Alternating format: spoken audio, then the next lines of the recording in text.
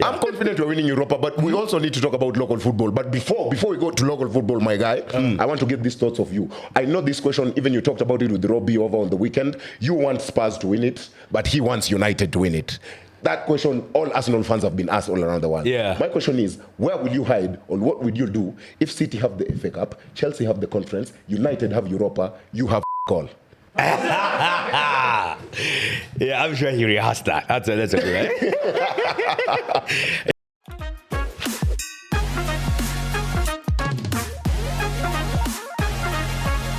Welcome back to another episode of the Wildcard. Kama kawaida, name is Brian Wawudu, joined by Venant, the best field manager in town. Yes, the Jabroni Slayer is back after 2 weeks hiatus. Where were you hiding, bruv? I wasn't hiding. Were you in class taking was French busy. lessons? Hey, You said you wanted French lessons. I've just arrived. Hey, easy, bro. Yeah, but I mean, I was taking hiatus. Busy. I'm a busy guy. The Jabroni Slayer is a busy person, so I was traveling the world and addressing the people. Yes. But yeah, now I'm back, man. Okay, fair enough. How's your weekend been, man?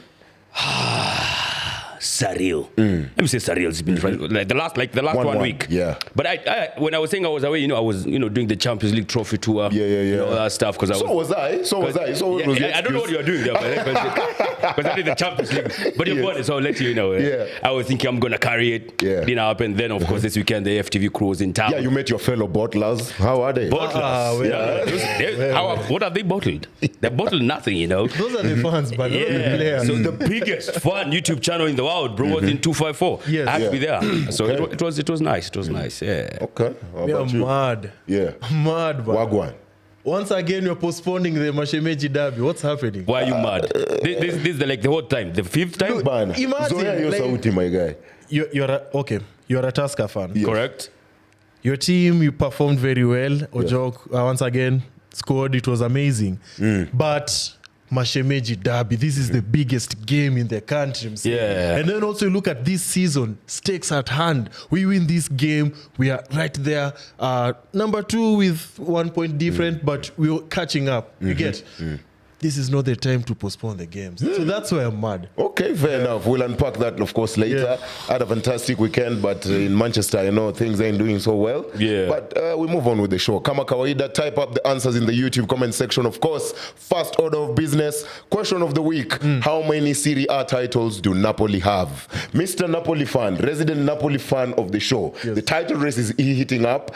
Yesterday, over the weekend, Napoli dropped points to Genoa in a 2-2 draw. Inter Milan beat Torino 2-0. So now Inter Milan are second on 77 points and Napoli are first on 78 points. Yes. What do you make of that title race? 2 games to go.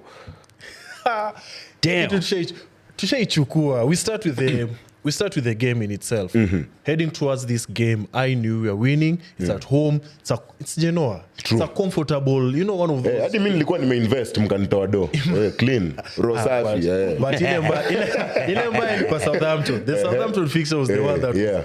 But anyway, so I'm happy with the individual performances that I've seen despite the draw. Once again, I think McTominay has elevated his game to the next level. Ballon d'Or status? He's Calm down. Calm. Nah. But he's elevated his game, and I'm impressed. He's not the same player that he was at United. But he always had a goal in him. Yeah, I think this season he has 8 or 9 goals for Napoli. Yes. Even his last season at Man United, I don't know if there's the last one or the second last one. I think he was the top scorer. Yeah, he always has goals in him. Yeah. And credit to him, I think, for Napoli this season. Is he your player of the season? Nah. No. Nah. Because there's the Lukaku's, there's Bolingoli? Sambo Anguissa. Anguissa. Because without Anguissa's presence in some of these crucial games, we're not number 1. So 2-2 Genoa, disappointing. I still have faith in Conte as the manager. Yes. He's going to lead we're still winning this. And I don't know. I don't feel good that we've drawn, but it will have been better if we maintain the lead like the way Barcelona are doing to Real Madrid. Yeah. So He had to go there. Yeah. So this is one of those situations where let's just maintain. We did not lose the game. I'm happy with that. Yeah. We did not lose the game. At least it's a point taken. But in a situation where we were to win this game, it's a bit disappointing. But credit to Conte, man. I mean, even if he doesn't win it, he almost comes close to win it. Yeah. He always wins the league everywhere he goes. Yes. Like he's a serial league winner. He doesn't do well in cup competitions, but you're guaranteed one league title at least. Yeah. Probably you should coach a club in London. Wait, he already has done that. And won the league with them. You are doing so well, bro. You are doing so well. But at the end of the day, looking on the other side, Inzaghi's Inter have been stellar once again this season. Absolutely. That back 5, back 3 formation, however you want to put it. The front row of Lautaro Martinez and Marcus Thuram been killing it all season long. Yep. Will they have? I think they more so know how to win this league more than the Napoli players. Yeah, as much as Conte is the experienced manager as well as Inzaghi, in terms of experience in winning the league, the Inter players have more than the Napoli players. Absolutely. And then I was looking at the remaining fixtures for the two teams. Yeah, for Inter are tough, bro. Because first of all, they have to play Lazio. Lazio's a tough fixture. Yeah. And then they go to Como. Como, I think they are. Como this season, Fabregas is cooking over there. I think he has 5 or 6 wins in a row now as their manager. Yes. And also, coach of the month. Yes. Oh, really? So much so that I understand it's being linked to the Bayer Leverkusen job. Yes. Insane. But yeah, and then you look at Napoli, the fixtures they have, Nimeona, Cagliari, and what? Some teams go chini. So you're looking at that and you're thinking, bro, Napoli draw one level. Yeah. Or Napoli can just maintain the status quo as it is. Yes. Well, win your game, I win mine, we win mine. And we win the league. Yeah, we win the league by a single point. So, but it's interesting to see that La Liga is going down like that. Because the leagues that we think are competitive, Premier League, done and dusted, right? No one talks about League One. Even La Liga is practically done, and after that, El Clasico win. 7 points now, right? I mean, you should end up. By then, they should have won it. It's 7 points with what? 3 games to go. Yeah, Barcelona only need a draw, and that's it. Yeah, and Barcelona will do it. So yeah, it's nice to see at least one league going down to the wire. Yeah. And you being a Inter Milan fan. Yeah, on loan this season, you know. On loan this season. How many teams are you on loan with? No, I'm always Man United and Madrid. Bro, hey. But when it comes to hating Arsenal, you know I have to rep the jerseys. Hey, I saw you talking for Inter Milan. Yes. I saw you talking for PSG. Look at it this way. It's in the bro. Understand my perspective. It's in the Champions League. I'm a United fan. I'm a Madrid fan. Yes. I'm an Arsenal hater, Barcelona hater. Barca were playing Inter. I had to support Inter. Arsenal were playing PSG. Look at the jersey I'm wearing. So who are you talking for the final then? In the final, Forza Inter. Forza Inter. Forza Inter. And still on that, if Inter lose this final and also lose out on the league, will you look at it as a failure, considering second final in a row, I think? No, after 2023, but second final in 3 years, nothing to show for it. It would be so Arsenal of them to do that, honestly speaking. But what I would don't get me started, bro. Don't get me started. Continue. Inter is, I think they have a higher chance of winning the Champions League than even the league with 2 games to go. Simply because I think this is the last dance for this Inzaghi team. I think if the current captain right now is Lautaro Martinez. Yes. Once Lautaro lifts that trophy on May 31st, I think they call it quits. Inzaghi can go right into the sunset. Lautaro can come to Man United. We need a striker. Bastoni, best defender in the world, can go to Madrid. You know, like they can split up the team. So I'm confident that Inter will win the Champions League, but not the league. I think for me as well, I think they bag. Okay, I can't say with certainty they win the Premier League. I mean, the Champions League or the Scudetto, but I think they bag at least one. I mean, it would be crazy to think of such a team that is performing that highly to end up with nothing. But then again, you look at Arsenal and how we have ended up with nothing for the last 3 years. So say it again. No. Oshaka Baskio. So you said you're sure Inter bagging one? At least one. Yeah. So which means you're sitting on the fence still on the league? Yeah, I think Napoli win the league. Yeah, I think so too. I have them for champion PSG, bro. Hey, tricky, but yeah, maybe the Champions League. Okay. I would like for it to go to literally the last game.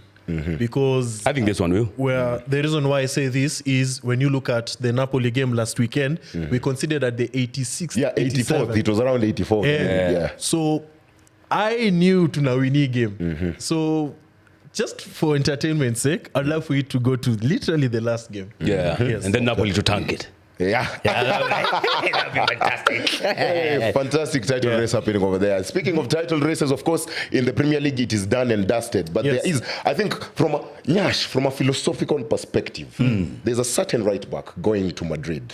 Yes. In Trent Alexander-Arnold. Yes. Last week, we said he had a stellar career, but Lawton disputed it. Lawton said, msiseme hapa stellar, na Premier League ni mbili pekee, Champions League ni moja. Hizi vitu wamefanya Foden did before.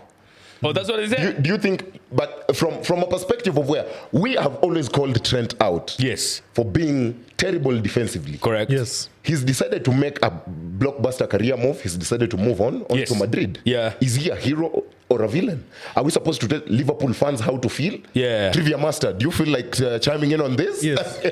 How does he feel about this? Yes. I need to know. How before. How do you feel about Trent leaving? Is he a hero to you or a villain? Absolutely. He's a rat. Yeah, I don't mind him leaving because he's been to the club for like 20 years. Yeah? Yes. So him leaving, going to Madrid, you can't turn down Madrid for facts, but it's the way that he's leaving. Nonsense. In what way? That's absolutely No way. Okay. Yeah. No, it's the way that he's living because remember, he's a homegrown player, an academy, Liverpool scouser. Yes. He knew all along from the first time he signed the 4-year contract that he was going to leave. Yes. We can't say that with certainty, but maybe he did. Do an extension like even a 1 or 2 year thing, then force Madrid to pay because Madrid were ready to buy. So Liverpool fans are calling Trent a rat because he didn't get money for the club. Yeah, the entitlement. He's gotten trophies for you, but because he didn't get you a little 20 million. The entitlement with this lot is Trophies crazy. have been there. They will always be there.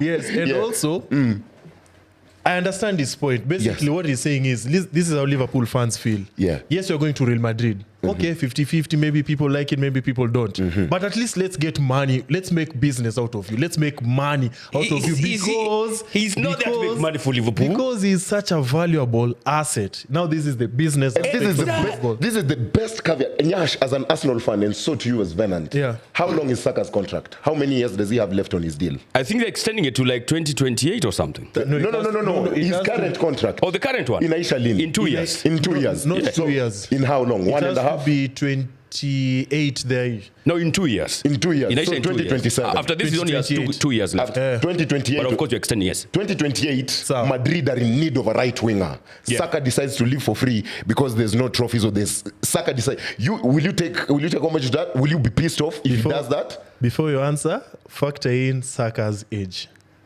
Saka's age. Yes. His age doesn't matter. He's in the same situation as Trent because he's also homegrown talent. If he goes after bagging us 2 league titles and a Champions League and a Club World Cup, bro, Forget the money. I cannot Let call him live around for free. It's the entitlement with me that I hate about Liverpool fans have, yes. Thoroughbred jabronis. This is a guy who got them their first Premier League title. They had sit for 30 years without a league title. Got them. Oh, ilikuwa COVID times. He was putting up numbers that we've never seen right backs do. Yes, bro, absolutely. He costed us a win. No, let me cook, bro. They were linking him and comparing him with Dani Alves. They said Eric Njiru called him Kafu of the Corp. My God. This dude went on. Not only did he bag them their first Premier League title, he bagged them their second. He was part of it. They now have 2 Premier League titles after going for 30 years without any league title. He also has a Champions League title.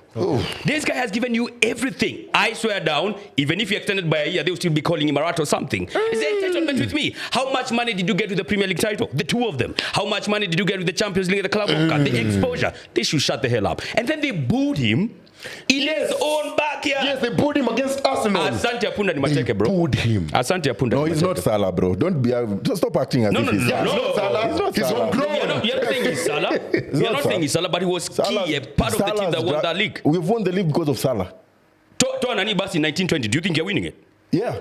Trent 1920 with his assist. Sadio Mane, Firmino, Salah. We are winning. No way. Okay. So Otis, let me switch the let me turn the tables a bit. Yeah. If it's Trent who gets the 2-year extension and Salah leaves, are you calling Salah a rat? Absolutely. Are you calling Salah a rat? Without a doubt. Salah is 32 years, yeah? The age does not matter. Trent is 26, yeah? Yes. 7 In years. his prime. In his prime. Yes. He's living for free to Madrid.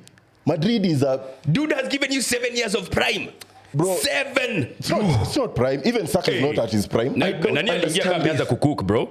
No one ever Trent booed. yeah. No one was pissed off when Ronaldo left. I know he gave us like 100 mil, but no one was pissed when he left for Madrid. Exactly. He wanted to make a better move for his career. Nah, bro. I'm putting money over. Yeah. Okay, I look at it. Okay. So it's the money for you. Exactly. Yeah. How much money do you think you'd have gotten from him?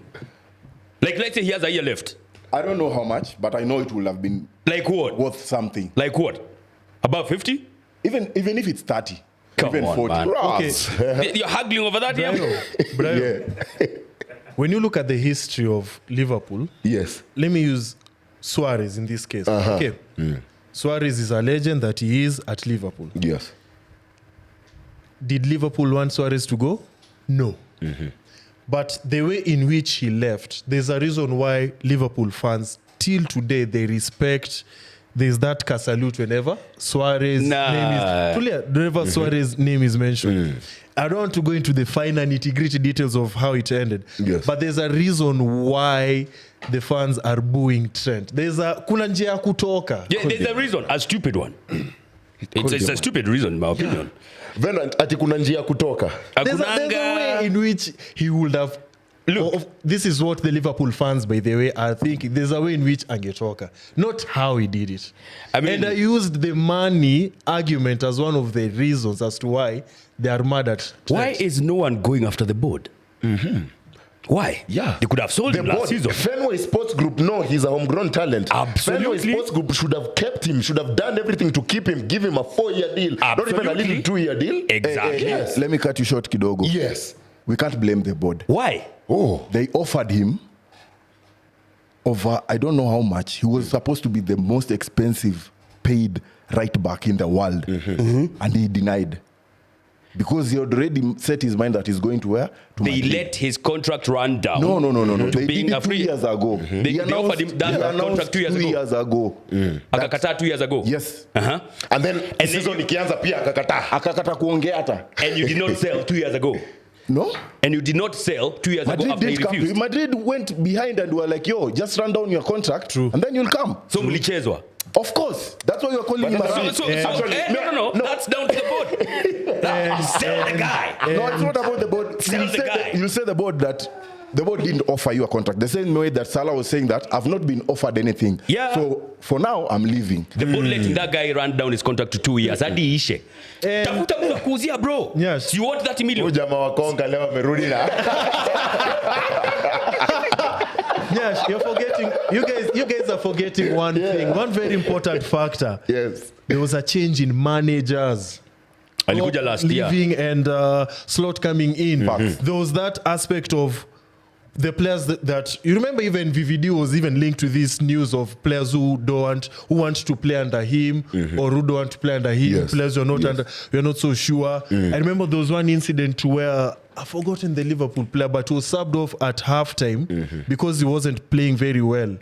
And the manager too has to be a factor in Trent's career choice. So like what? He decided to stay there. So he knew Xabi Alonso was going to coach Madrid. Now Did he know? Did he know 2 years ago? So this is the excuse now. He decided to stay 1 more year for Klopp. So that's the second last year. And then the last year they were like, Nyaash Slot, actually 1 more year, maybe stabilize the club and maybe do something. Now this is the year that is ending down. Whichever way it could have gone down, they would have cooked him. Yeah.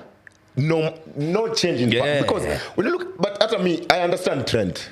I understand Trent to some extent. Umeshinda kila kitu, bro. If Bellingham is in my ear, if Mbappe is right there, if I'm going to ping those long field balls to Vinny Jr. Bruh. Luis Diaz ni ngwete, akae huku. Ain't no way I'm Hata kuna staying Nunes such a- na kuna Mbappe na Vinny huko mbele. Why? Ain't no way I'm staying there, bro. No chance. Yeah, so moving on, do you think he will help Madrid in terms of keeping clean sheets? Because you all know that's not his strong suit. Yeah. Literally, Madrid have been battered by Barcelona this season. Yeah. And credit to Otis, because we never even thought of this. He's called them the Galactinos. Perez has assembled the Galactinos. They're no longer Galacticos. Oh my guy. my God.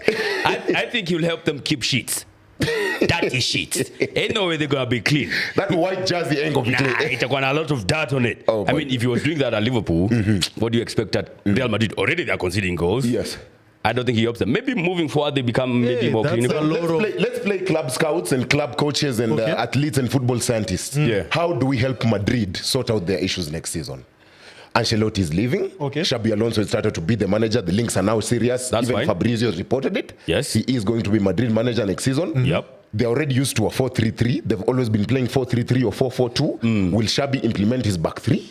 And then you look at the Mbappe and the Vini and the Bellingham and the ego kind of issues. Yeah. How do we help Madrid? Patching up their problems. Yes. Look at their Clasico fixture. 2-0 at 15 minutes. I was even It active in the started off group. well, yeah. That was a good. As far as Real Madrid was concerned, that was good. But letting in technically 5 goals after that, Criminal. defense. That defense has to patch up. It has to patch up. You've talked about. Who would you sign in defense? To malize your defense. I'm a Barcelona. No, but we are helping Madrid. Yeah, Who would you hypothetically. give them in defense? Because right now for me, Yeah. Bastoni at Inter comes to mind. Yeah. And also I've been, I'm always on the transfer news. I'm always What have you heard? looking. What have you heard? I've seen Arsenal have offered Saliba a contract extension. Yes. Saliba is happy at Arsenal, Yes. but he wants that Havertz kind of money.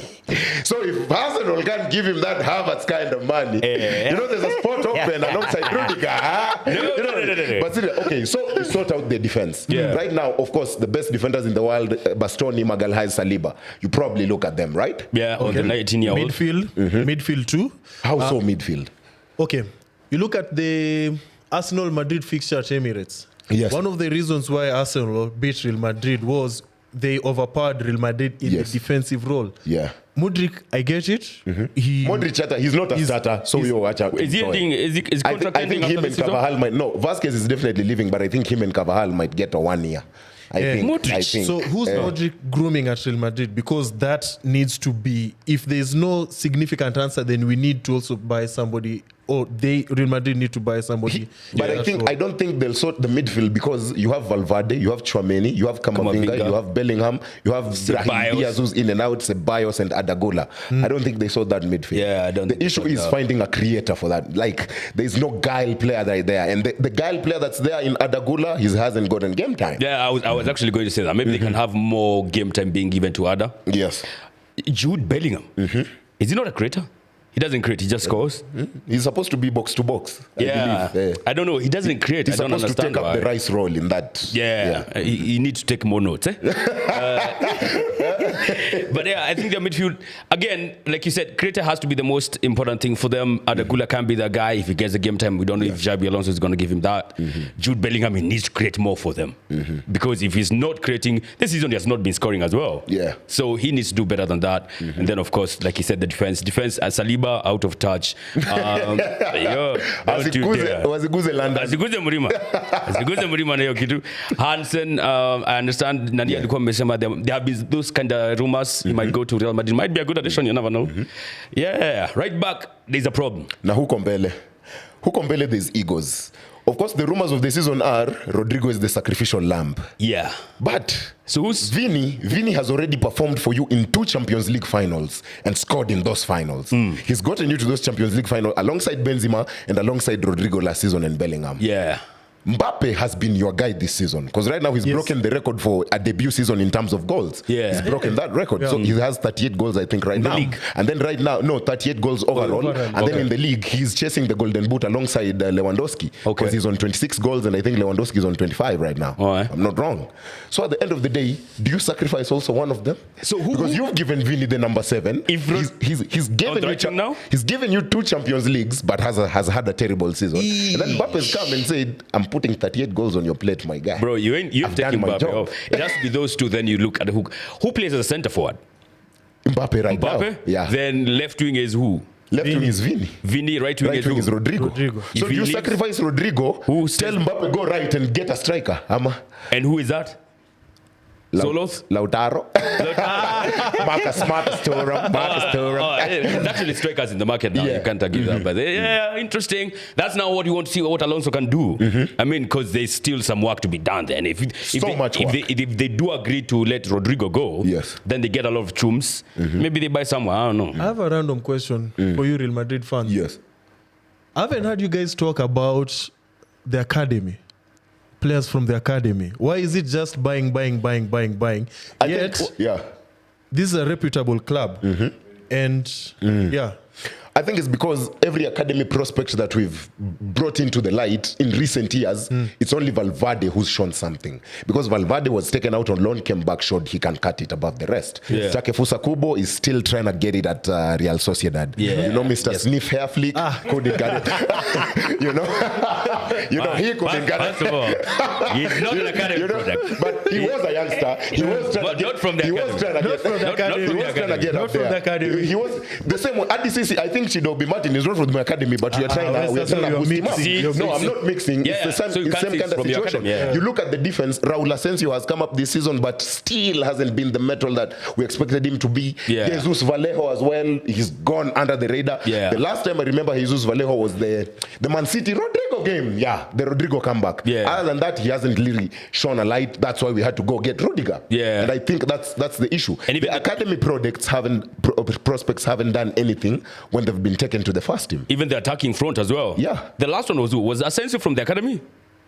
I think so, Asensio was Madrid academy. Like the proper one who came Asensio in is the proper one who tried to do something. That was a while back. So maybe that's why it's always buy. And lastly, for me, to you guys, who are some of the players that you want to leave, or you wouldn't be surprised if they were dropped at Real Madrid following this season in particular? Crazy. The issue comes in if Xabi Alonso implements that back three. Because if it's a back three, you definitely have to sign a centre back or two. Okay. Definitely have to. Hopefully Eder is fit for the season. Rudiger and maybe a Bastoni or, my man at Arsenal. Trent is playing wing back. Left wing back, Fran Garcia and Ferland Mendy have to pull up their socks. Otherwise, Papa Perez will go get Nuno Mendes. Or Theo Hernandez comes back to the club. Or Theo, it's Madrid, bro. You can't say no.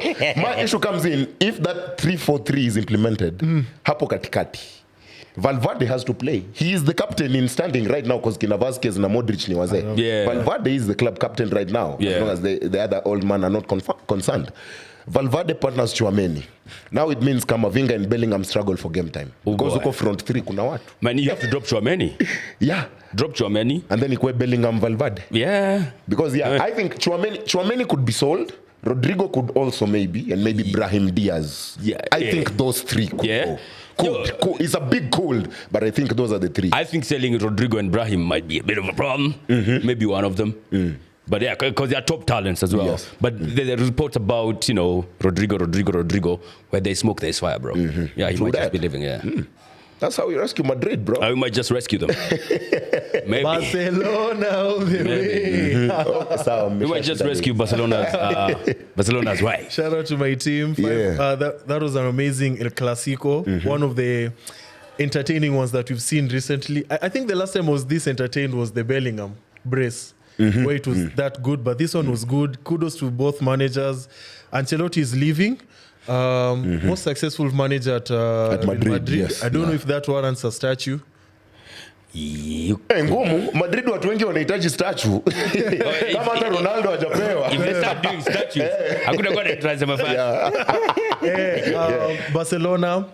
This was amazing, especially coming from the Champions League final where we've conceded, that was 6 goals in 2 games? Say it again. 6 goals in 2 games. You've conceded 7. 7 goals in 2 games. That was a good. And then coming back to concede 2 more in 15 minutes. The mentality that we've seen in that El Clasico is the difference between those two teams. Thank you so much for saying mentality. Barcelona were fatigued, bro. Madrid could have done more in the game. And they still dug in. I mean, let me just say, I love how Barcelona, when you score 3 past 10, bro, you're in trouble. True. What is the last time you had I was tui, bro. Bro, ati ukifunga about that, ndio kwa problem. You should be goddamn comfortable. With these guys, you score 3, they come at you and they beat you down. Which is, Lamine Yamal is cooking, Rafinha, you can't argue with that. Hey, this kid. They are just fantastic. Ballon d'Or favorite? Has to be, man. Him alongside Dembele, ama? Yo, he's entertaining to watch. He's entertaining to watch. Him alongside because he has the ego, he has the personality. Oh, he as does. Much as he's 17, I mean, he's rubbing off he talks his talk and he backs it up. For Ballon d'Or, you mentioned? Lamine Yamal and Dembele. I think Dembele because of the stats. He's already been awarded Liga Player of the Year. There's Dembele. There's Salah. I had him We're talking about the contenders. We're talking about about the contenders. You're talking about the contenders. No. Not He's not winning. top 3 contender. He's Why? not. Who's He's the not. third? Maybe top 5, but not top 3. Who's the third? Saka? What? First one where?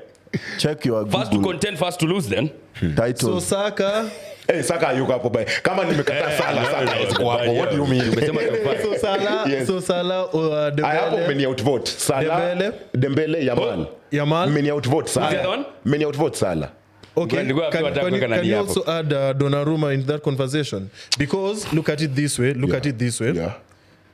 In their league, they've only lost 1 game. Yeah, they almost went unbeaten by the So way. upande wa defense na nini wako sawa. And then you add that now onto the form that they have in UCL. Yeah. And then there's the individual performances that you've seen not only in 1 game but in several. You can add Liverpool, Arsenal. All the English teams they Yes. faced, Yeah. he has come up clutch for them. So there's a case for him. If you put that, let me see if I can throw in one like Soma in there. Yeah, and Soma, right? True. So continue cooking. Let me cook for. Yeah, Let me if look not for him, Inter don't get past Barcelona. Absolutely, They don't get past man. Do Barcelona. you have somebody from the Inter team who has been prolific this season and That's- maybe might Yes. warrant Yes. Ah. Although he'll go under the radar and he'll never win it, Nicolo Barella. Barella? He always has been. The boy Oh, always no, stands Barella. up. Barella never has a bad game for Inter. Inakwanga wale mangwete wengine kina Mkhitaryan. Barella never has a bad game for Inter. So for me, actually him and Bastoni are my favorite players going into that game. Yeah. I mean, you have to say like the best two, like the goalkeeping thing. The best two are the ones who are seeing the final. True. Soma, I've seen yes, But we both know they won't win it. absolutely. You can only have Ati one. Salah, I don't think Salah will win it, man. Yeah. Yeah. Who do you think? I think he'll finish 2nd or 3rd. Who do you think is gonna win it? I think it's Barcelona boy. Is this Barcelona boy, man? It's just something about I don't. that. Even if PSG win the Champions League, I think they'll still give it to Yamal. Yeah. I still think they'll. Was it the equalizer he scored? He scored the 2-1. Yeah, Did he score the first one or the second one? the second one. The second one. Bro. Hizo ndizo vitu nataka kuona vitu watu wakifanya, man. Martinelli will One never. time. Even Garnacho. Even Garnacho. Yeah, Garnacho will never as well. Especially Garnacho. As in, the things I saw, like, yeah, those are the guys who paid top dollar to go watch. I mean, you saw him in the Champions League killing it. And for Yamal, now here's the cracker for these two players. Salah is in no way, shape, or form involved in the UEFA Nations League or Yeah. in the Club World Cup. Yes. I think Barcelona are in the Club World Cup. Are they? Are you? I don't know. Are they? I'm not sure. Are PSG in it?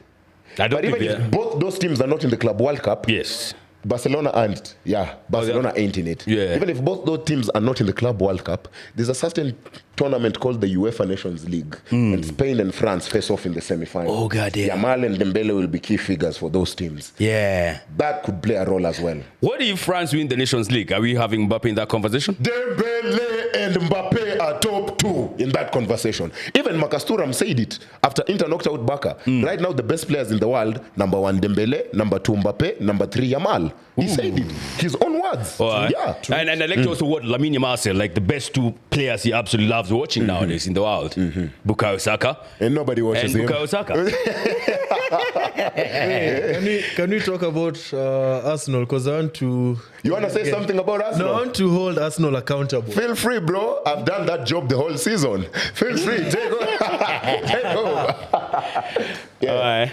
What? Say some. So Nyaash, Yes. Before we get to KPL, say some. Yeah. sir, so Nyaash, here's an opportunity as an Arsenal fan Yes. to kind of talk to your, you say, let me Your talk fellow to you. jabronis. Let me talk. So let me give you this platform, this opportunity now to talk to Arsenal fans Yes. exiting UCL. And then there's that number 2 conversation going over there. Yes. People are already saying that this season is done.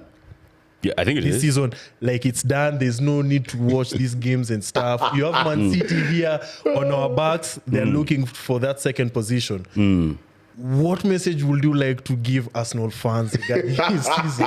Because Why is he laughing? Because- this loud? last week was evidence enough that the hate watching movement is growing, especially when it comes to Arsenal. Bro, Yeah. we hate you Look, guys. Look, like I always tell people, when you're at the top, you have a bullseye on your back, bro. True. And Arsenal is at the. Arsenal is where? Where is Arsenal? When you're at the top, you're at the top, bro. When you're at the top, you always have the bullseye on your back. You want to I had this written down. Yes. But yeah, I mean, everybody's looking down, looking up at you, right? They want you to come down. So, I mean, the Champions League exit, hurtful. Yeah. But, I mean, we created more chances than the PSG, but that was nothing. So now winning on XG matters. Yo, we did win. See, you won on XG. That's what you're telling us. That you created more chances. Let me finish. What do you mean chances? No, Serie A. You finish them. Let me finish. You finish them. Unanikimbiza kwa nini? Yeah, finish your chances. Finish your dinner. Unanga foreplay wewe? Finish your lunch. Producer. Alright, I'm at foreplay stage, bro. Alright, so yeah, I mean, we had more chances than them. Yes. But what are the chances we are not converting? Absolutely useless, right? And that's what it was. A lot of chances, no one to convert them. Merino is a makeshift striker and all that stuff, the injuries and all that, you know. It goes back to us not buying a striker. So basically paying a lot and paying heavily for not buying a striker, which was a very absurd decision to make. Especially in January. In January, August. when everybody, you know what sucks about this? The whole world, even our rivals. Wanajua tunahitaji striker, we are just like one signing or maybe two, just but one away from it, and you don't do it for 2 windows. Insane. So yeah, again, not buying a striker. That's it. Second position looks like might be under threat. It is under threat. Not looks like because next weekend we play Newcastle. Yes. Newcastle are 2 points below us. Your perennial whoopers. And they have whipped us 3 times this season. Clean sheets all 3. Without scoring a single goal. So if they score, if they win, then we go third, but or even maybe fourth. The good thing is you have a good record against them at the Emirates. Yes. Oh yeah, I think in the Premier League, in the Premier League, I think they last beat you there in 2010. I know that for a fact. Wow. Oh, goddamn. At the Emirates, they don't have a good record at the Emirates. Ooh, I didn't even know that. I like how you're keeping your enemies close. Oh wait, we're not enemies. We're not enemies in the long. But yeah, I mean, Isak, if he comes, bangs, he's banged us like how many times now? Of course, it'll be like, yo, I ain't coming to your club. I'm above you now. I'm going to the Champions League. Fuck you and your ambitions of getting me. Yeah, so it's looking a bit bleak, but I think we finished in the top 5. So Champions League is guaranteed. We guaranteed it ourselves. I think we finished in the top 2. I think we beat Newcastle. Correct. We are winning the league chance as the same with Squeezy. It's all right. I mean, was I ever doing that chant? Nyaash, you say these things in August. Did I ever do that chant? You say these things in August. You also did a lot of things in August. I said 2 things and they're coming true. I said Ten Hag has to get top 4 and win Europa. Top 4, of course, maybe top 6 in the second half of the table. Top 4 ilishaenda. Top 4 practically was gone by the time game week 3 was even feasible. Because we started the season so bad. We were lucky to beat Fulham in game week 1.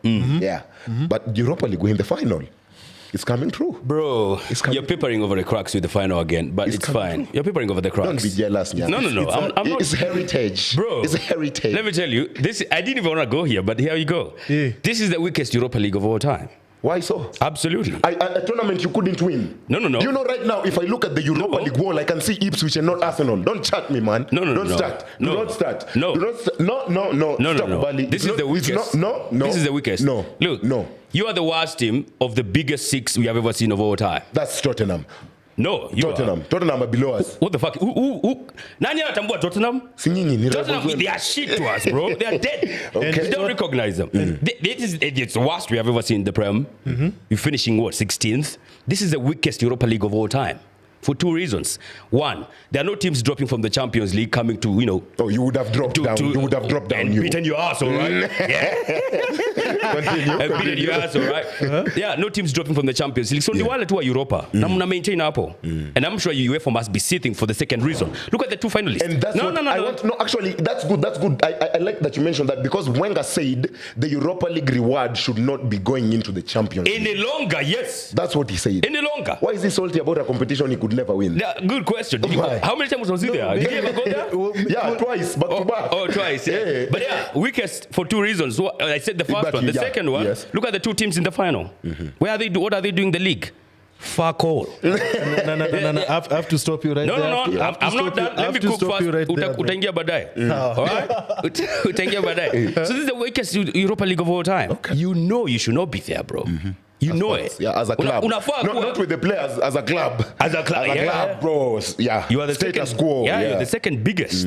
You know, I acknowledge that you're bigger in terms of status as a we compete with Madrid. Yeah. No, Liverpool. In the world. Liverpool is bigger than you. Shut up. Continue. Yeah, so you should not be there at all. This is the weakest Europa League of all time.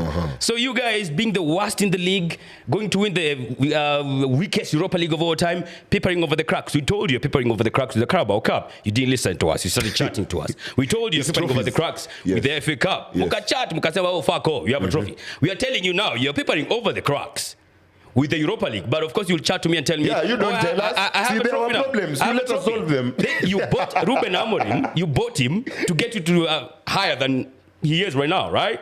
Dude has taken you lower since you bought him. You should be firing this guy. This guy should be fired. You think we fire him even if he wins Europa? Bro, considering after the West Ham defeat, these were his words. You know it. He said in the summer we have to be brave as a club. Yes. So that's of course in terms of signing. Yes. But then he also said if the people in places cannot do the job, they have to leave those places. So I think that's him alluding to, if you don't back me in the summer, I will quit. And you know the best performance is assessed through the league. True. That's your bread and butter, week in, week out. Absolutely. Yeah. So don't let Man United fans, don't let this, we might win the Europa League. That's okay, fine, whatever. But don't let this paper over your cracks. You're not a good side. I don't know how many guys you might need. I don't think even if you get to the Champions League, you buy like 5 people. And that's what we need, a minimum of 5, my guy. And you can't do that. And you still have a lot of deadwood to take out. So, I mean, it's not looking good tough for you. days, But tough times, tough times coming. Knock Tough yourself out. I'm surprised you're still quiet till now, because this is an opportunity for you to give Man United credit. Yes, you've said it's the weakest final. I beg to disagree, because you guys are going to this final unbeaten. We're the only unbeaten team in Europe. That makes it strong. So that shows you how much United are invested and are committed to this game. But I think you use the Lyon final, yes, the Lyon remontada. Say the word remontada. The Lyon remontada. Use the Lyon game as example to show you how much Man United need this. I don't know about Spurs, because Spurs, it's a mix. There's some games where they easily gave away the game and they lost, but as of United and Europa, it's our trophy, my guy. So you have to give them credit. They immaculate. Even if you guys win it, it's the weakest Europa League of all time, bro. What you talking about? They're not immaculate. If they're immaculate, they'll be in the top 10. They're unbeaten. Who have they fucking met? Bilbao, my guy. Bro, they were supposed to host the final, my guy. That's the only strong opponent you have met. Do you know the history Lyon have in football? Lyon? Oh yeah, how many league titles? They were the ones dominating Muko France before PSG took over with their Saudi Qatar money. How many? My guy. How many? What are you telling me? They have heritage. And how many years ago? We remember Lyon. How many years ago? 204. The last time you won something. That's exactly. 20 years ago. They are the Arsenal of Liga. No, they are Lyon not. are the Arsenal of Liga. What are you telling me? Come on, man. They are not the Arsenal. That's a lame argument. They are not. That's a lame argument, my guy. No, it's not lame. Come on. I have a golden one. Do you? It's not lame. I count 13. I can't count them on both my hands. It's facts, bro. But yeah, I mean, let them knock themselves out. Fine. I'm confident we're winning Europa, but we also need to talk about local football. But before we go to local football, my guy, I want to get these thoughts of you. I know this question, even you talked about it with Robbie over on the weekend. You want Spurs to win it, but he wants United to win it. That question, all Arsenal fans have been asked all around the world. Yeah. My question is, where will you hide, or what would you do if City have the FA Cup, Chelsea have the Conference, United have Europa, you have fuck all? Yeah, I'm sure he rehearsed that. That's a good, right? It's a good clip, I swear. No, what will you do? You personally, and your fellow jabronis. First of all, it's not jabronis. All right? Arsenal fans are not jabronis. You are the jabroni slayers. But I can't hide, bro. I'll be there. I told you, whether in the Europa League is the weakest of all time. No, it's okay. Ni sawa, 4-1 to Chelsea and in I don't Baku. fucking care. That's a strong one. That was a strong one. You get me? Yeah, right? that was a strong team. That was strong teams there. Yeah, Isaka was left back. Every time teams drop from the Champions League to the Europa League, you know what happens to Manchester United? They get clobbered down. That's why they're still here, because no one is dropping from the Champions League. Sevilla were not there. See? But yeah, I mean, okay. I can't hide it. I'll take it in the face, bro. You'll take it in the face? Absolutely. Will you also take it in the face if Tusker lose out on the Kenya Premier League to Police or Gor Mahia? I think I would even rather lose to I don't know. Okay, maybe God, because Of course, you want Tusker to win the league. I predicted Tusker. Yeah. But if you were to choose one person to win it, would you take God? You know what? Would you take God or Kenya Police? Just for change Because of... police can also win the cup. Yeah. Sasa sema hiyo jina yote for Yeah. I mean, just for change of, you know, Kenya Police bag it. I've won it. I'm the second most successful side. Lawton will flex on you, my guy. Wow. It's okay. It's one. I have how many in the goddamn Premier League? Fair enough. Yeah. Fair enough, So that's fine. Also for change of that, you know, zero winning and stuff. Got my appeal cool and L.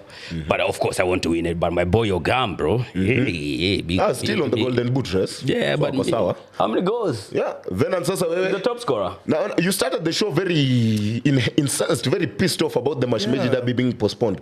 When you thought you were going to win it and then win the league. And why are you surprised? This is like the 10th time it's been postponed. Okay. Vitu huendanga hivyo. Let's start with the surprise. Yes. For those people who don't know, in KPL, there's one fixture that has been postponed for some time now. Not just one, several times, and that's the Mashemeji Derby. Yes. But now this is why it's very important.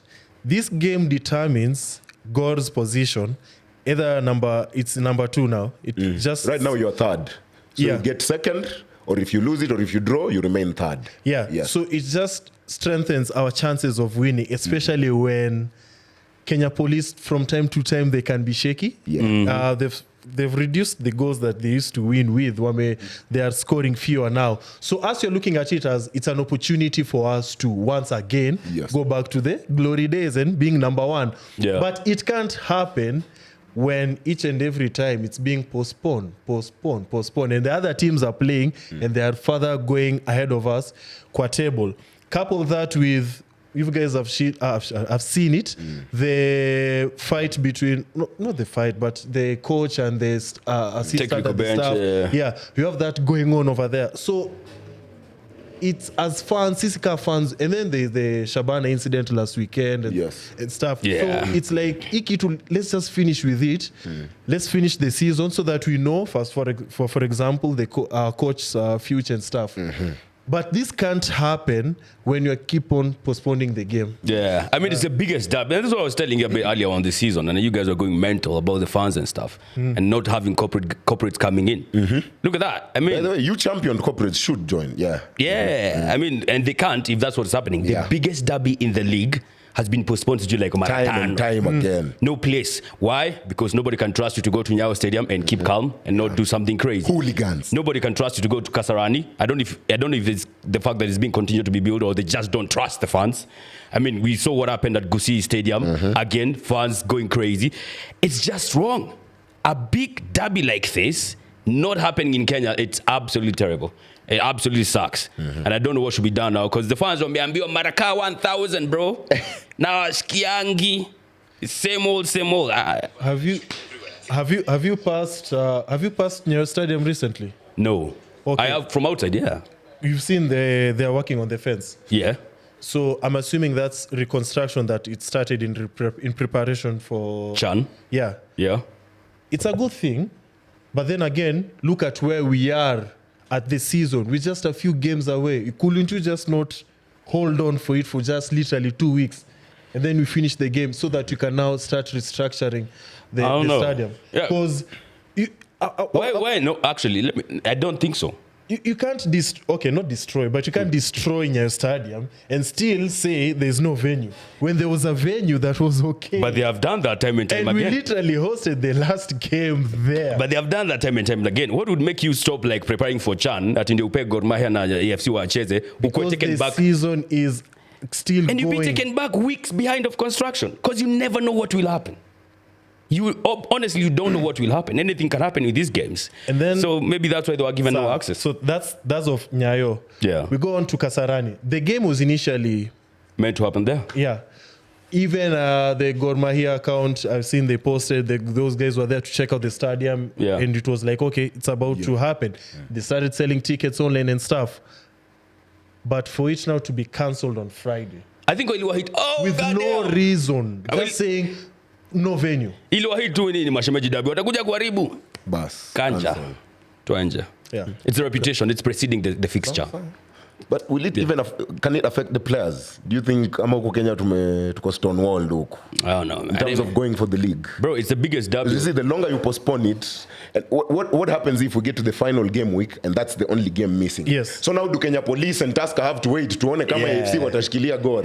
It's crazy. I think they'll have to squeeze it somewhere in there. I don't think that can happen. It would be crazy if that happens. I mean, this again, I don't know if they because it will mean you fulfilled your game week duties. Yeah. So now you're waiting for one fixture to determine whether Gor will be champions or one of you that will would be be embarrassing for the league. That would be embarrassing for the federation.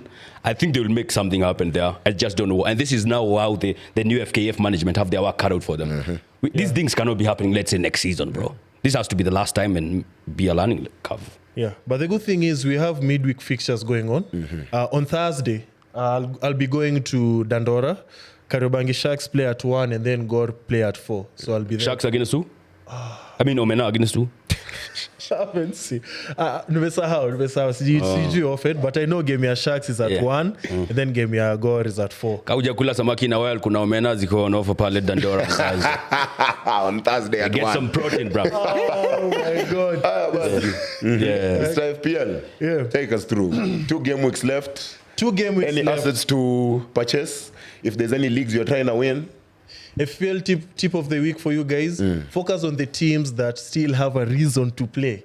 So top 5. The top 5 teams, like in Aston Villa. I see Aston Villa is playing Spurs. Bournemouth. So Pale, if you don't have Watkins by now, you should have Watkins by now.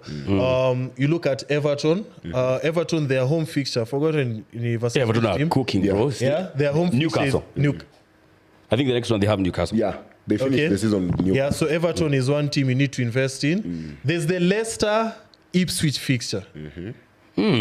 Leicester have impressed me last week by even starting to score goals. Oh, yeah, against Forest. Yeah. Oh, yeah, by the way, anyway, I don't know. Forest game. Everton, their next fixture is against Southampton at home. Yeah. So, yeah. So Everton. Through Beto. Yeah. Them. Yeah. Beto, McNeil. By the way, McNeil, I think will do well at United. Yeah. Well, United. We always think of that of everybody. We always think that of everybody. You have to think. The only one who has ever proven true was Bruno. Leave me alone to go FPL. Okay. I'm just checking. Yeah, so that's it. Just look at the teams which have who the teams that have a reason to play. Look at the individuals too who have a reason to play. I think Salah stands a chance to break that goal assist record. No, he won't. No, he won't. In one season. No, he won't. No, hiyo imekata. With the 2 games left, imekata. You can try. You can try still bank on. But Sasa when you're assisting Nunes, how do you expect to break records?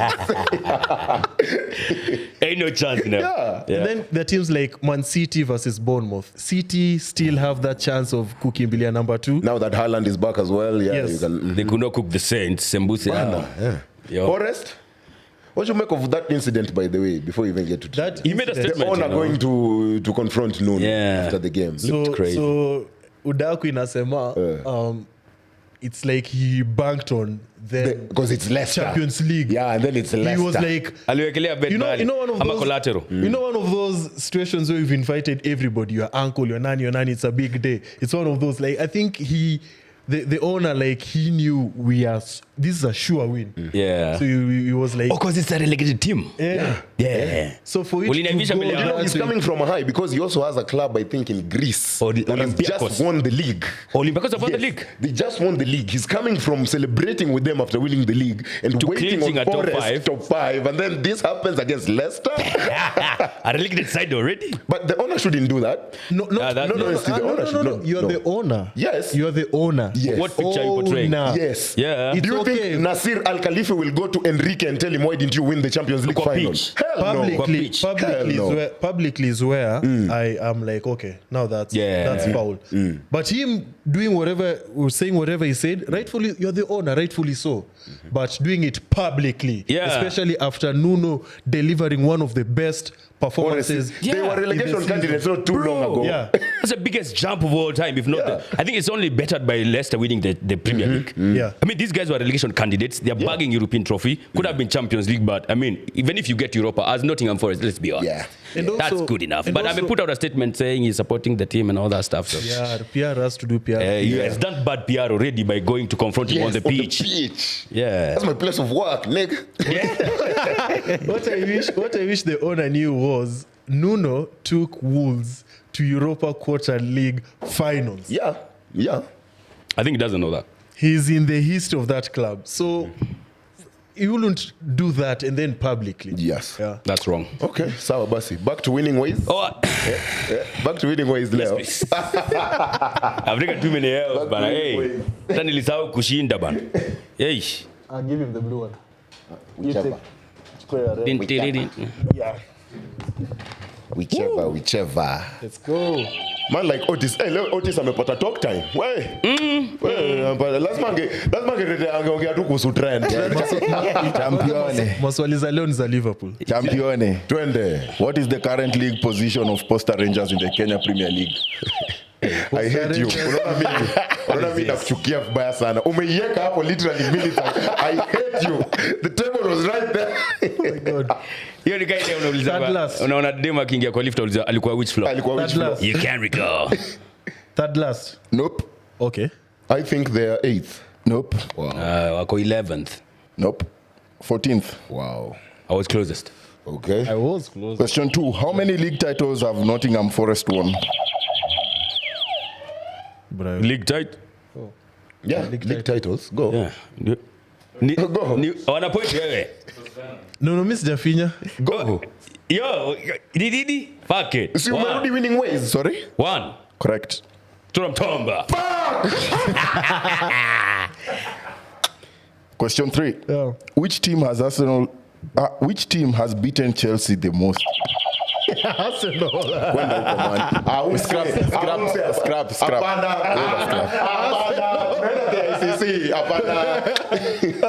Scrap. Question 3. What?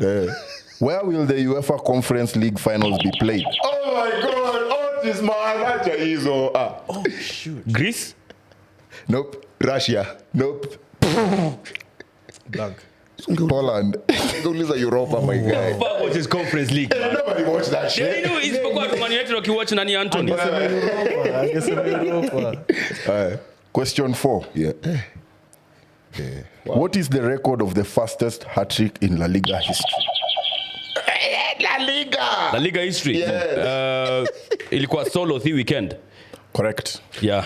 And that was true. Wow. Fuck. Dude back go. Hii mambo ya kufinya basa. No, alifunga zote nne man. 3 minutes 50. Fastest La And they Liga were hat good goals, Yeah. bana. Mbaya. Could do well at United. Question 5, the last one, yeah? Nyaash ashashinda. Who has scored the fastest goal in Syria?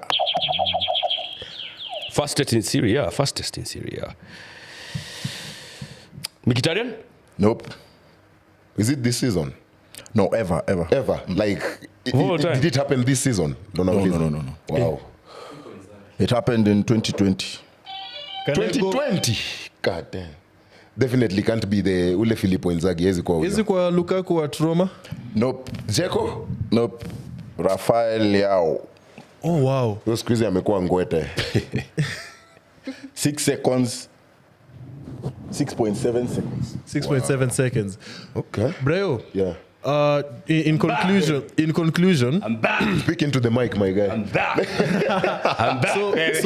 so Brayo, Arsenal have conceded a lot of goals this season, and Saliba over there. Okay, this season he has been exposed. Amekuwa na we can bozo safely moments say nyingi. Yeah. He's he had has a been lot of bozo exposed. moments. Yeah. You as somebody who supports the French team, Yes. having seen what you've seen about Saliba and Champions League this season, Yes. conceding these goals and stuff, Yes. does he still make to your starting 11 Yes. Pale French? Yes, he does Absolutely. alongside Konate. Yeah, absolutely. I don't think Upamecano can cut it right now. Yeah, bro. Yeah. Yeah. Still so. Yes. Oh, okay. Yeah, he's still. Now for them stay so. That's what I'm back here. Yeah, that's what's up, man. Josh, it's good to have you back. I'm happy to be back. How was the trip from Conca?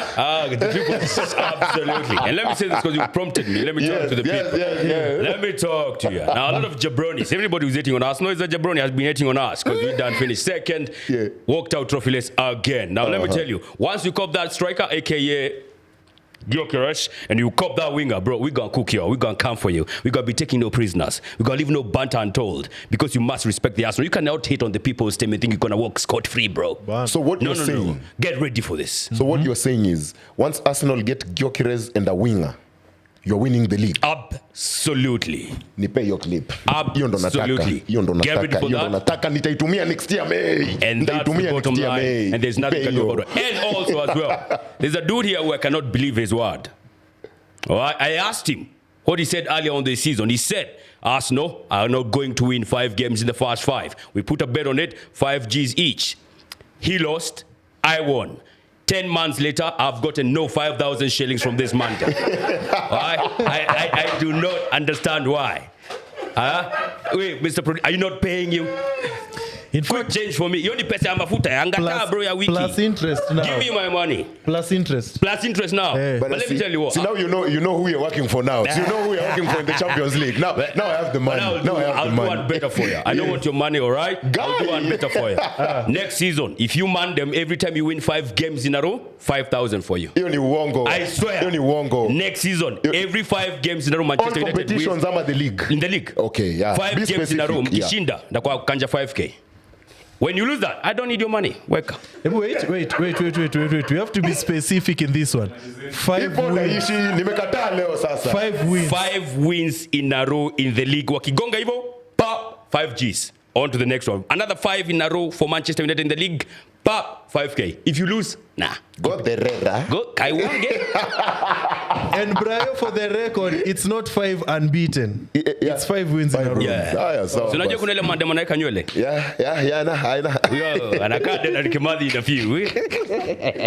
Anyway, guys, it's been a great episode. Great to have you back, Nyaash. Venant, always our KPL and FPL master. Up until next time, I've been Brian Waudo, joined by Venant. And of course, Nyaash, the Jabroni Slayer. Right.